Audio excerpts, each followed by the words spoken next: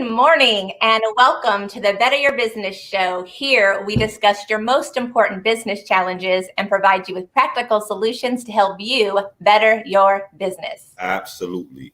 So if you're an entrepreneur, mamapreneur, papapreneur, or any kind of preneur, you have the drive to get your dreams into reality, to make your dreams a reality.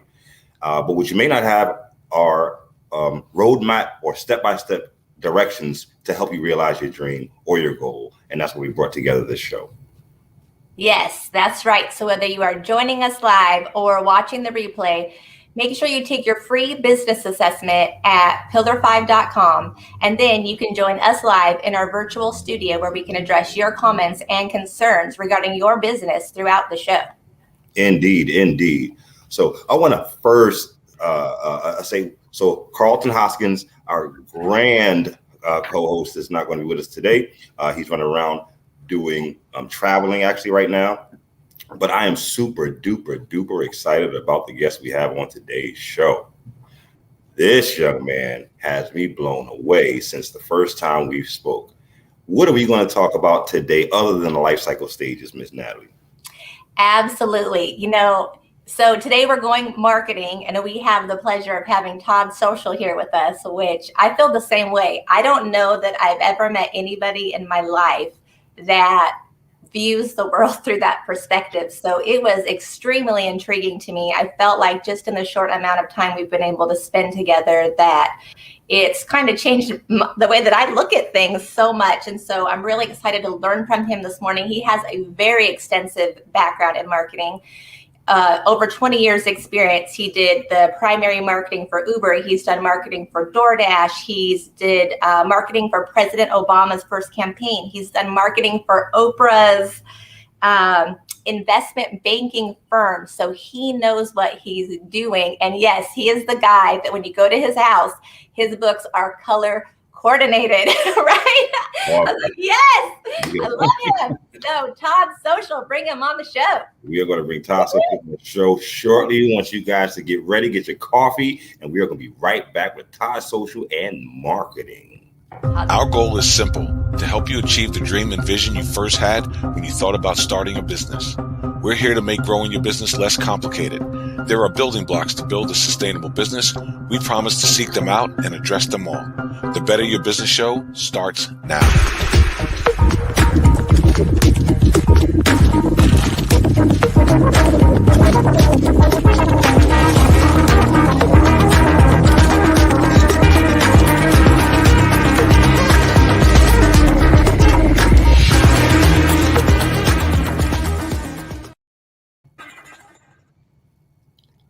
And we're back. But Todd Social, woo, welcome. Good morning, Todd. We are so excited to have you here this beautiful Monday morning to go over marketing. Thank you for joining us. Good morning. I'm ready. I'm excited, and I'm prepared. Awesome. Natalie said some great things about she's never met a person in her life that saw things what you did. And when I spoke to you, Todd, I was really amazed and spoke about you often about psychology that you understand in regards to an end user, their product or service, and the marriage that happens in between and the science that causes that. Now, I come from a sales background, but I've learned through sales that without marketing or efficient or accurate marketing, there is no point of sale. Can you speak to that for us this morning? Yeah, a lot of it is we learn very good principles when we're young. We just spend a lot of our adulthood unlearning the principles that we were actually taught. So in a sense, what I've tried to do is retain the things that we learn at a very early age and then apply it to life. Because what happens is that marketing to me is about human communication across cultures. If you think about the psychology of marketing as a totality, what we wear, what we eat, how we live, where we live is actually influenced by how we communicate. So we were taught when we were young how to communicate. If you think of it this way, for those people who learned Spanish probably at an early age, or took Spanish or French, when they were in school, I would guarantee that they probably do more traveling than most people. Why? Because they were taught to explore, right? But then essentially what happens is this: we unlearn things that we were given, and so that we regress in our growth versus progress in our growth. So how that applies to entrepreneurs is like what I told you when we had to talk about the grocery store. It's like when you go to a grocery store, what's the one thing that you go to? Anyone can do this. What's the one thing you go to when you go to the grocery store? I guarantee at whatever stage in life, it'll be different.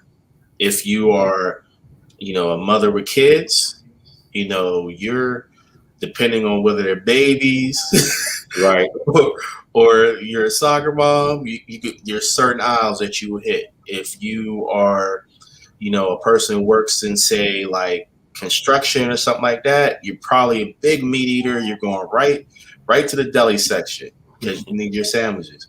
Right. At every stage of life, just in business, if you don't know how to market to yourself, then it's hard to actually market to others. So if you don't know how to shop in a grocery store, how can you teach somebody else to shop? So true. What got you into marketing in the first place, Champion? What gets a person into this lane so deep? Not just sales or business, but specifically the strategy of marketing and the science.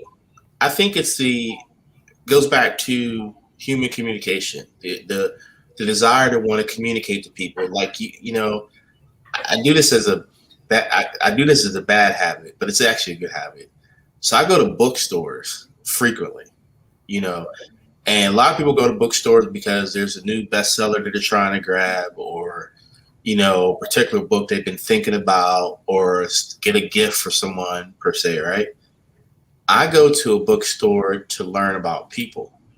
Because if you actually go to the different sections, you learn about people, like what interests them, what stops them, what enthuses them, so on and so forth. Retail marketing or sales is very much the same way. You go to a Target, and I guarantee this can happen to anybody. You go to a Target today, I depending on who you are, there's going to be a certain section that you go to in Target. Like one of us might go to electronics. One of us might, obviously one of us who's a wonderful female will go to the women's section, which is prominent in Target for that reason. Right. One of us might go to groceries.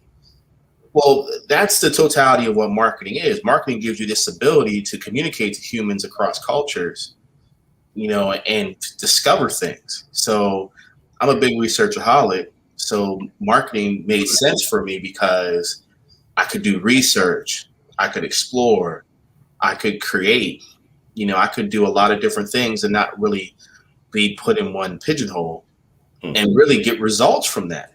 It's a big thing when you can actually generate results by your creativity and your exploration.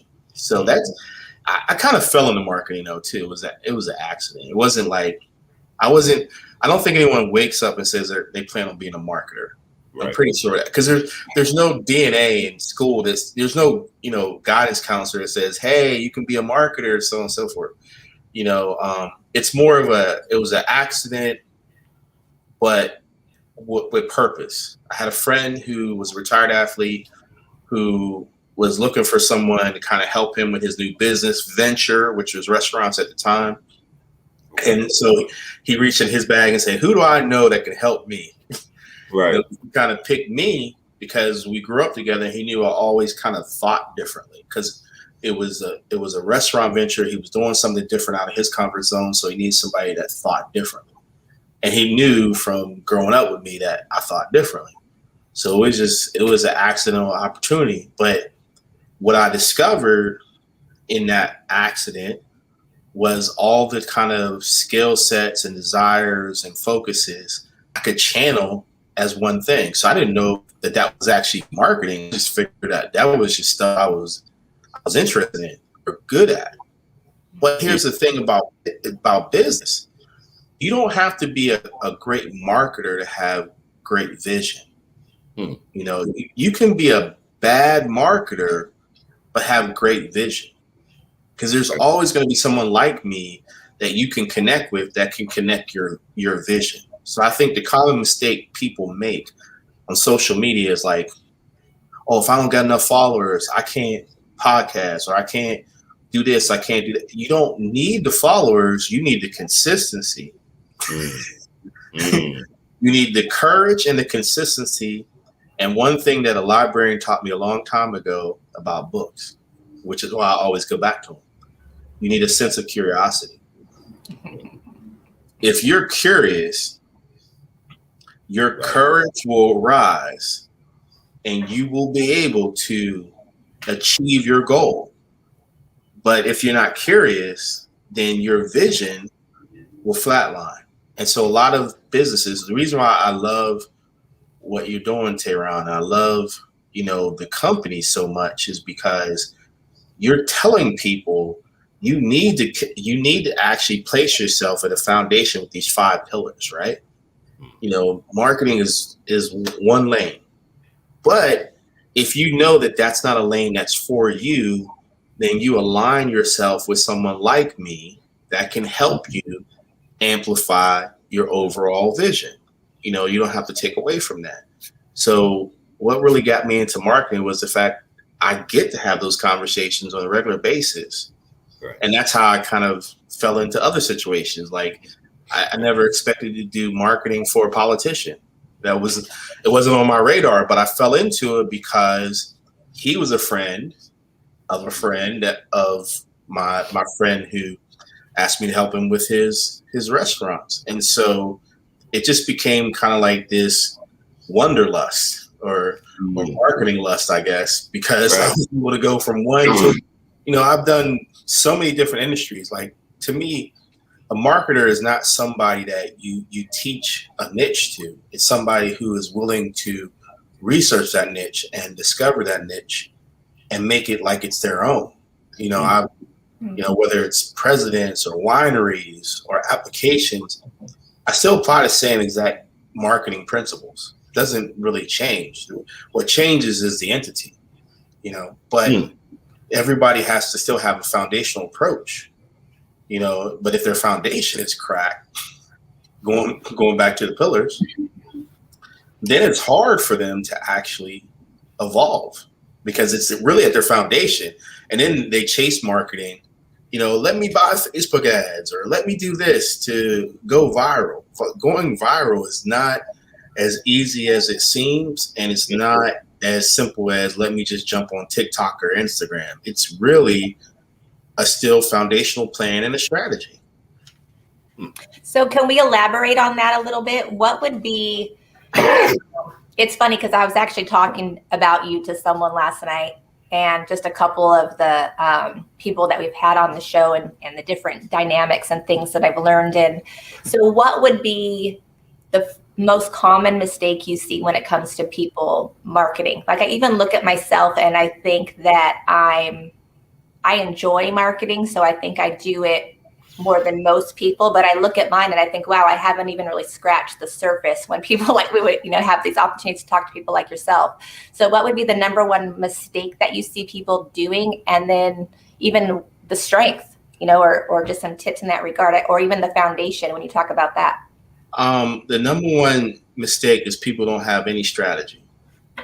They literally just jump in and they go, and then they can't keep up with themselves because it's like, and I'll take it old school. It's like when we grew up and we were going to, like, you know, concerts and stuff like that, or clubs, like back in the day, like there was a strategy. It was called guerrilla marketing. You know, there was flyers that was passed out, with flyers in your car or something like that. Somebody handed you something, right? You were in a store, you know, somebody ran up to you. You were in a mall or something. You know, there was always a strategy. They didn't just open up clubs and say, come to the club and everything. There was a strategy behind it, right? Well, that's the number one thing that people make a mistake. They just jump in to social media with no strategy. You know, we're not talking about a goal. We're talking about a strategy. A goal is something you want to accomplish from your strategy. So that's the number one thing. They have no strategy, so then they gauge the result on their emotions. Mm.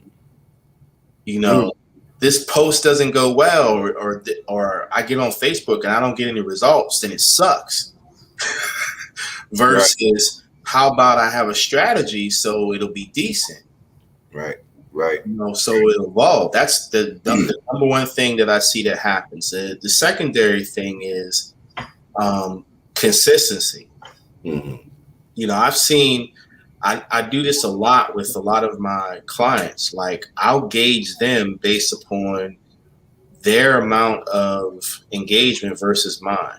I've done this probably in the last couple of weeks with some of my newer clients, where I'm like, you're great, but I have more engagement than you, and I'm not even on whatever platform you're on as often. Right. That should tell you that you're not consistent. Right. You know, if I'm not on Twitter per se, and I got a better following than you, and I got more DMs and engagement than you, and you are on Twitter every day, that means you're just not consistent. So strategy and consistency, to me, actually evolve, and I have tons of data that shows that. You know, you could name an influencer, all right, or name a person that comes to mind when you think of someone you want to be like. Because I do that with people. I say, okay, who do you want to evolve to? Okay, if you want to evolve, so I'll throw out a name for an example. If anyone wants to see like a motivational speaker, you know, you try someone like an Eric Thomas, for example, right? One thing you'll see about Eric Thomas is consistency. The second thing you'll always see about Eric Thomas is strategy. Period. Like, then the content gets consumed because you have the consistent nature, the same as when you go to Starbucks, the same as when you go to the grocery store, the same as when you go to work. It's a consistent nature of knowing, okay, Eric Thomas is going to post something today and it's going to get me motivated, so I'm going to support him because of that. Those are the two key things that people can do. You have your strategy in place and then be consistent for, I would say, a minimum of a year. Okay. And I know this because this is exactly what I did for, say, like LinkedIn. So someone wanted to see how LinkedIn would grow. And this is the example that I gave them. I said, I wanted to grow my connections, and I realized that the algorithm recognized that connections got me connected to certain people. So for a year, 10 minutes a day, I was making connections on LinkedIn for a year straight. And then with every connection, I followed up with them, sending them a brief message. Okay. And then every week, I sent out information. So when they would actually ask, like, what do you do? I would say, hey, check out my information. Now I have a relationship with them. I got more business in that year of connections than I ever have in the other year that didn't do the same exact thing. Because I had a strategy and I had a process. So, you know, I bet if I went on my LinkedIn right now, I'd probably have 100 messages of people trying to sell me something, right? It kind of gets to the point where I just don't even check my inbox anymore, which isn't always the best thing because there's messages I should be reading in there, right? So, how did you get people to read your messages? What kind of messages were you sending to them to get them to respond to you? Or was it really just a numbers game where you were like, okay, I know in my 10 minutes, if I send 30 messages to people just saying, hi, hello, working on that relationship, you know, 10 will respond to me? Or was it a numbers game for you, or you just enjoyed the process and went for it? No, it was a strategy because I had certain people that I wanted to connect with. So if they didn't fit my criteria, I passed over those messages. So I only message people that were in my, avatar or persona per se. So I wanted to connect with certain C-suite people. And so what I would do before I would send them a message is I would click on their profile, see who they were. And if they didn't fit my criteria, as much time I could have spent for the thousands of messages that I would get in, because I get 100, 200 messages a day that I don't need either.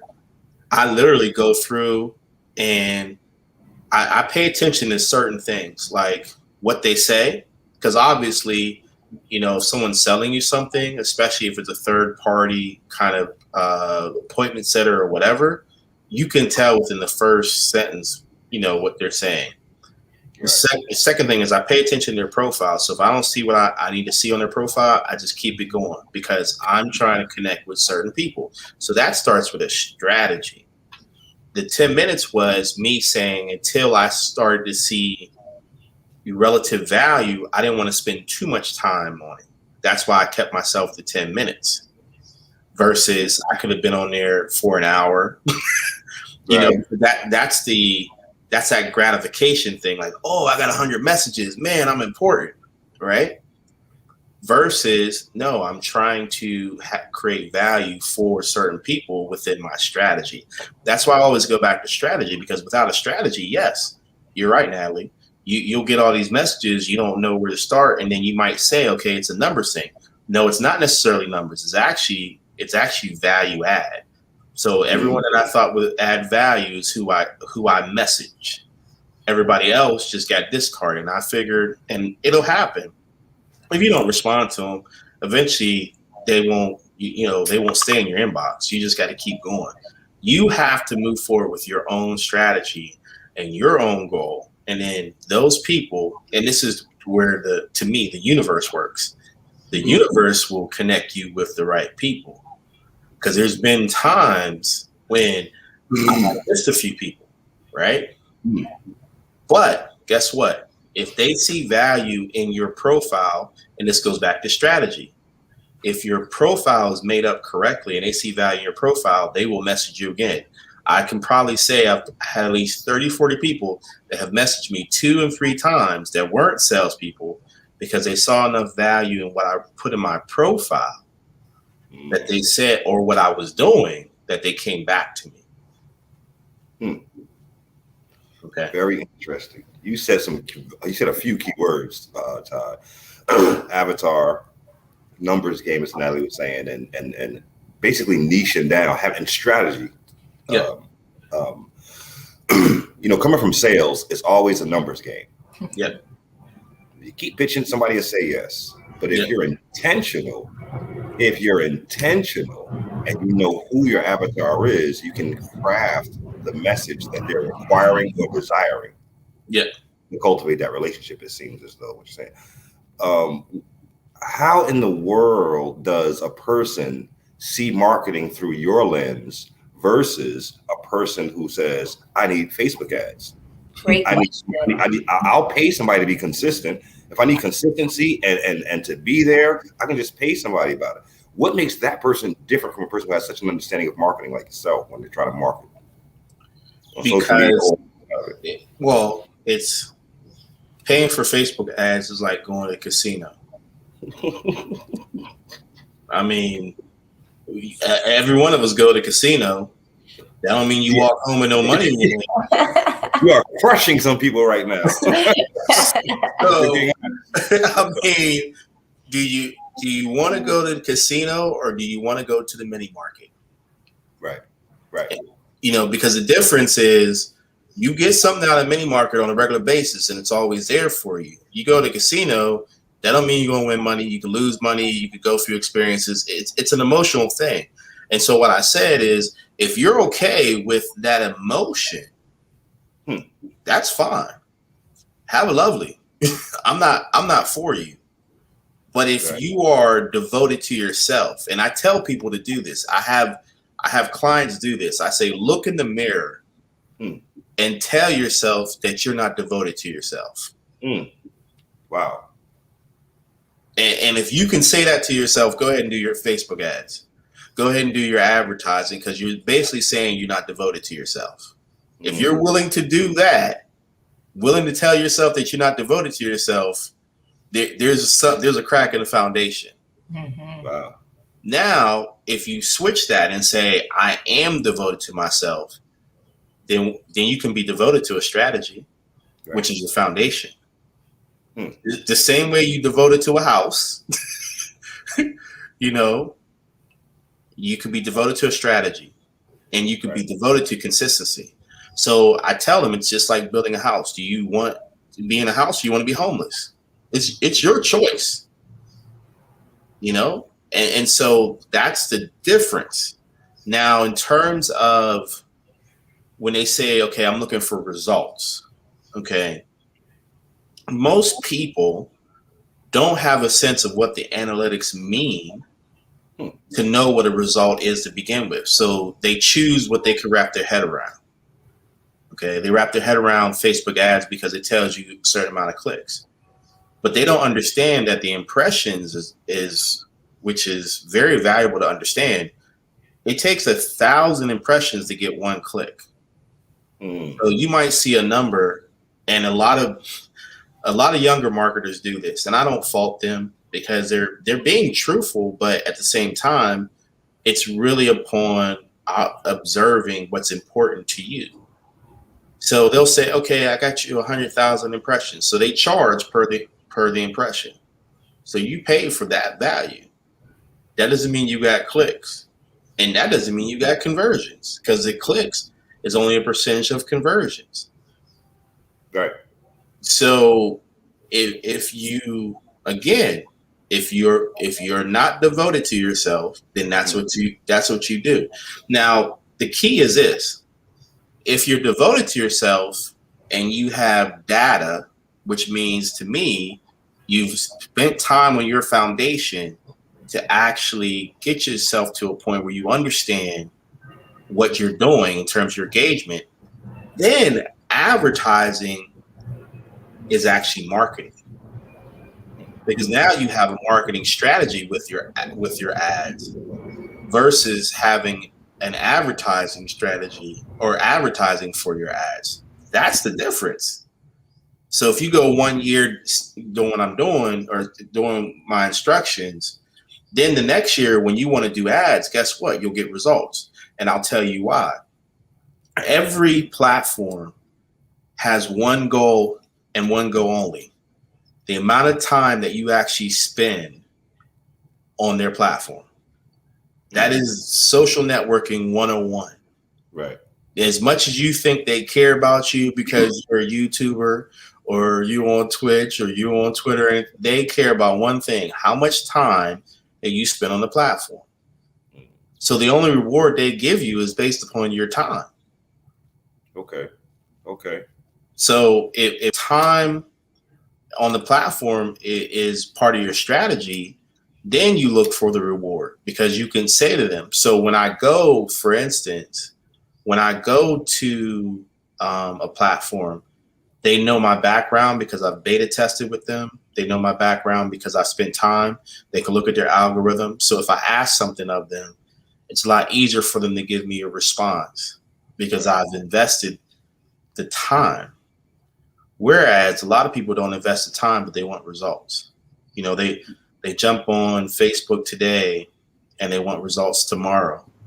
But you haven't done anything in Facebook. You haven't been in a community. I've been a Facebook advanced marketer for years. I can tell you things about Facebook before it comes out, simply because I'm a part of a group. Right. But being a part of a group, I also can see and project value in Facebook at different times of year, so on and so forth. So even though I don't advocate for ads, I'm not against it if you have a strategy and you made a commitment. So if you have 1,000 followers, that's good data for you to actually start with. But it's better to get to 10,000 followers so you have better strategy when it comes to your data. So the principles do not change. What I'm basically saying is you always start with a strategy, but the one thing I can't teach you is patience. If you don't have patience, yes, you're like saying to me, I got to be a millionaire marketer, or I got to be a millionaire real estate person, or I got to be a millionaire, finance person, or a millionaire this. Well, any millionaire that you've ever met, and I've been around a few, I can tell you they didn't become a millionaire overnight. It was a process. Right. So that's the biggest thing why strategy makes sense and why consistency makes sense, because it ties right into patience. But if you don't have the patience, then what you're going to do, and this is the downside of it, you will create a new cycle for yourself every time you stop and start over again. Oh man, you are hitting it on the money, champ. So you pretty much have to start from scratch. So someone that says, okay, I'm going to do YouTube, and they do it for 6 months and they stop. Now when they go to Facebook, they have to start all over again. Right. Or they switch to LinkedIn. So the thing is about strategy is consistent micro bursts to get macro results. Say that again. Consistent micro bursts to get macro results.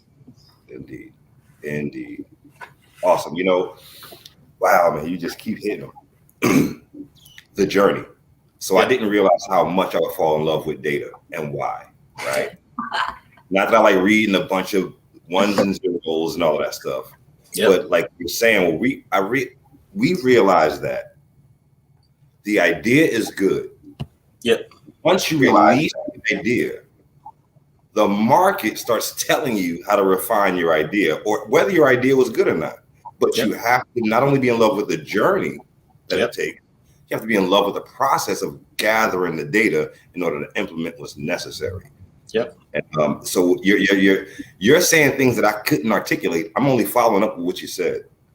But you live in that pocket, and it's such a different way to see business, the strategy behind what you're doing, not the product, not the service, not just the end user, but the relationship between the end user and the product or service, and cultivating that and getting data to know what to do versus, it has to be a good idea because I came up with it. Yeah. The market will tell you, and you have to be, it seems like what you're saying is it benefits you to have a relationship with the process. It does completely. And that's the thing why relationships matter, because the thing about it is that when you try to cut corners, what you do is you create bad data. So then it's hard for people to be able to know how to connect with you. It's like if I said to you, for instance, Starbucks ran out of water today. Right. If you don't drink coffee and you drink their other drinks, you're not going to Starbucks. Right. So Starbucks would then be required to go figure out ways to get water to sell their drinks. Period. Or Starbucks ran out of milk. Right. You would stop going there. So the thing is, online marketing is just like offline marketing. It hasn't really changed. The only thing that's changed is people are having a closer relationship with your results because it feels emotional for their results. So like we call it the mattress method, where basically people fall in love with mattresses. And everyone knows this to be true. You either love your mattress or you hate your mattress. And you're thinking about another mattress that you really, really want. It might be expensive. Right. And you might have tried it out a couple times, but you love it versus what you had. What you have, you tolerate. Or you accept for right now. Or you try to, put a little mattress comforter in there, surround yourself with pillows, because what are you trying to do? You're trying to actually search for your comfort. Wow. So when you replace that mattress, you have no loyalty to that mattress because you already wanted to replace it a long time ago. Doesn't matter if it takes you a year or 2 years to do it, whatever the case may be. But if you get the mattress that you want in the time that you want, and it changes how you feel, then you fall in love with the mattress and other things in your room. So now you love your mattress, you love the environment of your room, so the color changes. And you love your sheets, so now it's different types of sheets. And you love your pillows, and now it's a certain thread count. So it's amazing if you have a bad mattress, how bad are your pillows too? Right. Man. And if you think about it like that, if your business has no structure, has chaos, has division, has lack of understanding of finances, or no direction in finances, or you have bad organized ways and things like that, how in the heck is marketing going to solve that? Right. I mean, how? It's not. It's just basically putting some more tomatoes on the sandwich that's already messed up. Right. Right. And people start to shift so much during those times. That's the thing. And then, like you said, you're starting over again at that point instead of taking the feedback and going, okay, here's where I need to shift or adjust a little bit. That's my feedback from my audience or whoever's paying attention, right? That maybe that wasn't good content. I need to shift this a little bit. And then you just keep growing and building that foundation, just like with the Pillar 5, just like having a system. All of it comes down to that firm foundation. And most people are living their lives emotionally, reactively, or that person didn't like my content, so I'm going to delete it. Did you guys watch that? I think it was Dateline or something. I was at my mom's one night. She made me watch this 2-hour thing on Facebook and teenagers. And they posted a selfie, and then based on how many likes they got in what amount of time was how their self-esteem was. Right. It was a very, it was mind blowing, actually. It was like, if I didn't get, and they took 100 of those selfies just to get one picture too. I mean, it was kind of, it had so much of their self-worth depend on that. And I don't know that it's that different in marketing for adults sometimes, right? It's worse. Wow. It's worse because basically, where did those kids learn that habit from? They can only learn from people that are already doing it. So the habit is there. It works in business because you have businesses who lack the identity before they even got online. And now they're expecting online to be their identity. Wow. So you have business leaders. It's a funny thing because I talk with people about why their headshot doesn't matter as much as the foundation of their business does. You'll have people with great headshots online because it's a persona. It's not who they're supposed to focus on, but it is who they are focusing on. They're focused on how people perceive them versus how their business is perceived. So there's a disconnection there because now they're focused on their headshot. Who cares about a headshot if I don't know who the CEO of McDonald's is? Right. I don't know who the CEO of Walmart is. I've never seen their face before. Right. But I will still go shopping there. I think I know who the guy who runs Starbucks, but still, that doesn't matter to me. What matters is my coffee. Coffee. Right. So it's like this thing where there's people that are so married to how their headshot is that they're forgetting that it's not the headshot of you, it's the headshot of your business. Right. Right. Their business has to have a good headshot. But the headshot is really like the foundation. What do people say about the business? What do people feel about the business? What do people think about the business? Not what do people think about you? But people have such a hard time releasing that they translate that over to their kids. So now their kids have to even compete with them. Wow. Yeah, caring so much what people think, right? It's everyone will have an opinion on something. I know when I first started my social media marketing, I would get feedback and I would say, honestly, I don't care whether it's good or bad. I kind of don't care that much because the reality is I just want to be consistent. And everyone's going to have an opinion. If 100 people look at it, there's 100 different opinions. My life isn't going to be based on 100 different opinions, right? Right. So, I mean, I've just seen that as a huge thing for people in business, that lack of identity. And I love that you touched on that, because as long as we're secure in who we are and what we're doing, really nothing else matters, right? We just we're focused on the vision. We know where we're going.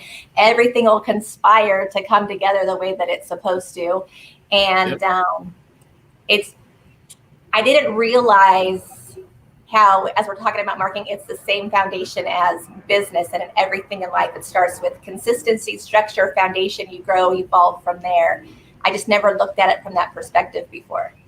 Yeah, it is. And that's the thing is, like, you know, before I got into marketing, I was actually into retail sales. And then during that time, I was also into investment banking. And so all the foundations start somewhere. And so essentially, I still utilize those same principles in marketing, because at the end of the day, it's like, you know, when you think about like NASCAR, right? And you think about a race, everybody's going around the same circle, about the same, you know, miles per hour. But it's only a few people that stand out at the end that eventually win. Why is that? That's because they knew how to maneuver. But more importantly, they knew how to maneuver because they actually had a plan in the first place. So their success is not necessarily predicated on having the best engine or the best team. It's really predicated on having an overall goal and a strategy. So that model is a success model across the board. So bad finances is not going to translate into great marketing because you can never meet your marketing potential. You know, good finances will probably translate into good marketing because you have a foundation to actually work from. So the results is based upon strategy. But if you don't have a very clear vision, then that's a whole nother concept that you have to really unpack and really look at. And so it goes back into, you know, why I talk about things really big is so people can metaphorically understand. This is why I talk about a grocery store. Who's going to go to an open air grocery store? Right. If every grocery store you went to today had no roof, right, would you still buy produce? If you needed it. If that's all my option was, yeah. If you need it, you're gonna get it. Or would you probably buy the canned goods because you thought it was more safe or secure? Right. You know, so the key is, you know, the business foundation is the roof of the grocery store. It's to secure your safe perception of what the brand value actually is. So then when you go inside and you buy, you shop more because you feel secure. But if you take away the safety, you feel less secure. You'll go in and grab what you're okay with. And that's a basic business principle. You got to have the foundation. So the thing is, I see too many people emotionally market instead of devotionally market.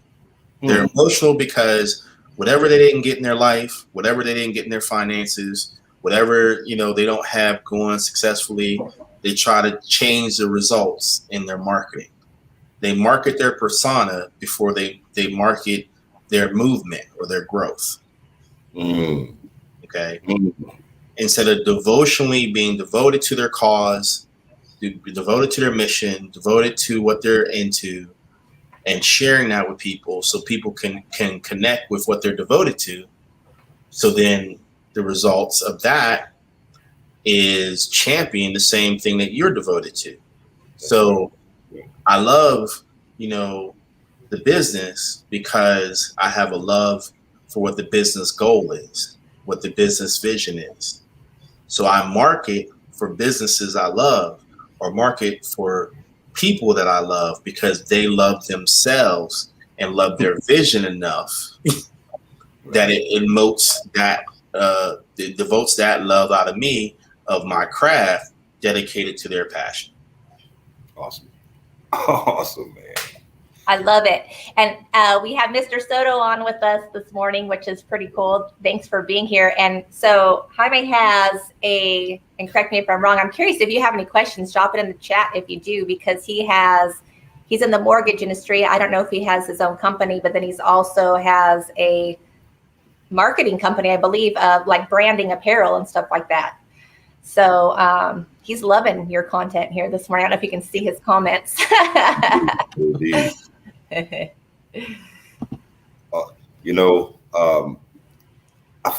like I almost forgot we were doing a show. We can do this for hours because I sit printing company.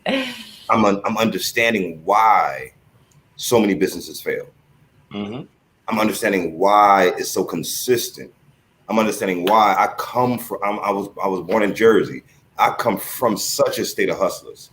Mm-hmm. It doesn't make sense to stand still to nobody that I know. But with strategy, it changes the game. Mm-hmm. With a team of people that have insight, that have the ability to have an introspective insight on a project, to begin with the end in mind, changes the game totally. Mm-hmm. We were just talking on the previous show about the 5 pillars of sustainability: infrastructure, management, marketing, finance, and credit. Man, if you think one of them is more important than the other, you're going to fall. Mm-hmm. They need absolute attention. Absolute attention. And marketing, when I hear you talking about marketing, and I hope everybody listening is understanding that it's not about the product or the service. It's about you having the consistency and the passion to want to cultivate a relationship with the process of understanding my end user, so that I think how you said it to me, communicate. I don't know how you said it, brother, but you said, how can I get the product to communicate effectively for the end user to ingest it? I was like, man, if I was in church, I'd look for the Tide basket. Well, I'm glad you brought up church, because I'll show you mentally how that works in 60 seconds. So everyone has no matter what their faith is, doesn't matter. This applies across the board. Everyone has a certain sense of faith. So whether it's a church, a synagogue, a mosque, doesn't matter what it is, you have a sense of dedication to that entity. You have a desire to do whatever it is the entity is showing you or inspiring you to do, and you have a connection to it. But the difference in whether you leave that to go to something else is whether you feel closely connected to what they're communicating out of that entity.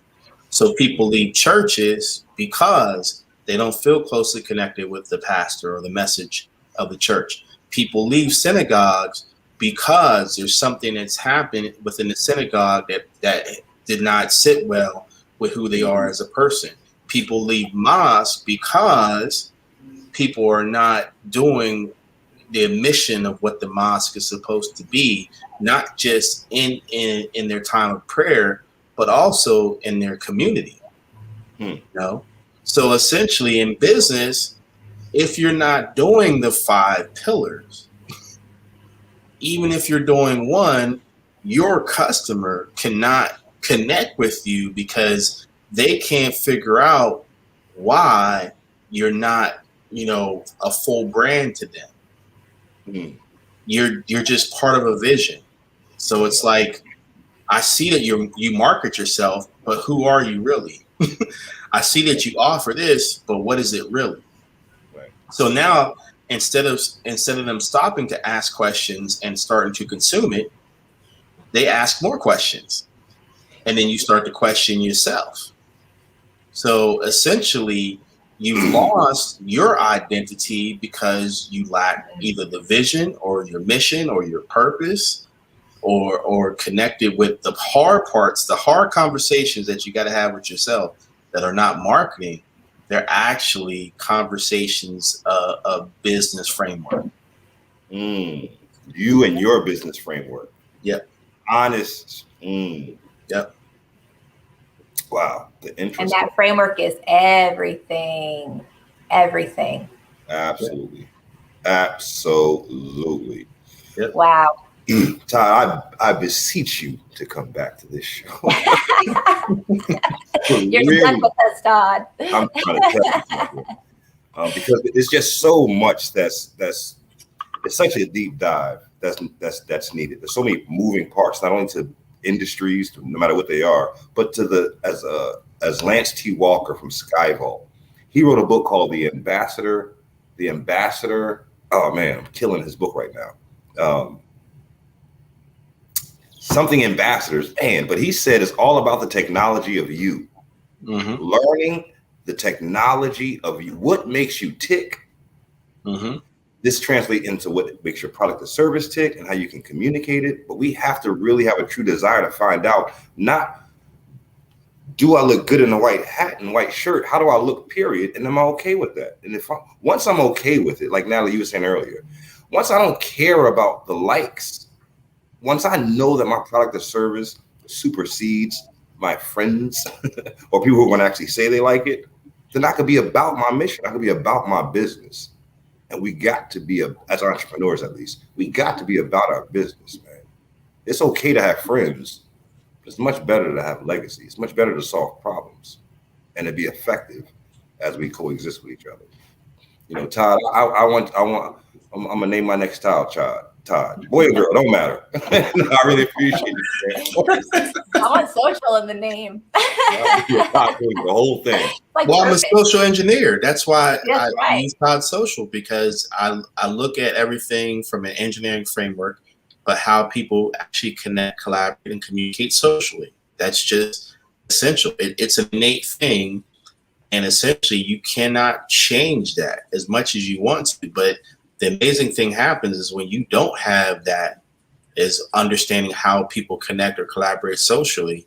That's when the real work needs to be done. And that's why I believe so much in the pillars, because what you're doing is you're making marketing your excuse why you don't focus on your credit, or you don't focus on your leadership, or you don't focus on your foundation. Mm-hmm. Mm-hmm. Wow. Mm-hmm. Yeah. That was a huge nugget right there. I hope that's another way you should say again, right? That it's just our excuse, because we don't realize how many times we're distracting ourselves, I think, right? Yeah. If this is in place or in that's in place, instead of keeping the main thing. So good stuff. Todd, thank you so much for being, I can't believe it's already after 9:00. I mean, you were just giving us great wisdom this morning. We appreciate your time. Looking forward to having you in season 2, which will be starting shortly. Okay. And just grateful for the relationship, what you're bringing to the team with ID Systems and with the Better Your Business show, and excited for the growth and the wisdom that you've brought. So thank you for being here. Thank you so much for your time. All right. Thank you, guys. Absolutely. Thank you, champion. Natalie. That was awesome. That was awesome. Todd is awesome. I just feel so blessed, with the people that we've been able to have on the show, and how much I've learned already from this. It's just so exciting to have somebody that has so much experience and is doing what he loves, and that's his framework, right?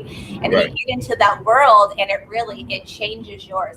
Like Jamie, awesome content, right? So thank you for being here. But I just love today. How about you? Any big nuggets for you this morning? Oh man, just to pay attention to to pay attention to you in the process is huge to me. It's very easy to get caught up in the product or the service or the pricing, or what about you? Are you committed? Are you consistent? And these are questions that Todd causes me to ask myself. Every business owner wants to say, yeah, I'm all of those things. But what if you weren't? What if you realized you weren't? Would you do a little bit more? So always look at what more could I do versus how much I've been doing. I think those are the components, and I think that's one of the components that differentiates the Sharon Lecters and the Michelle Tuckers and the Todd Socials and the Patty Farmers and the Colette Portises. There's a different way of seeing things where your involvement is way beyond the product or service. Is you constantly refining yourself for the sake of your end user, for the sake of your company, for the sake of your business, and for the sake of your purpose, whatever that may be.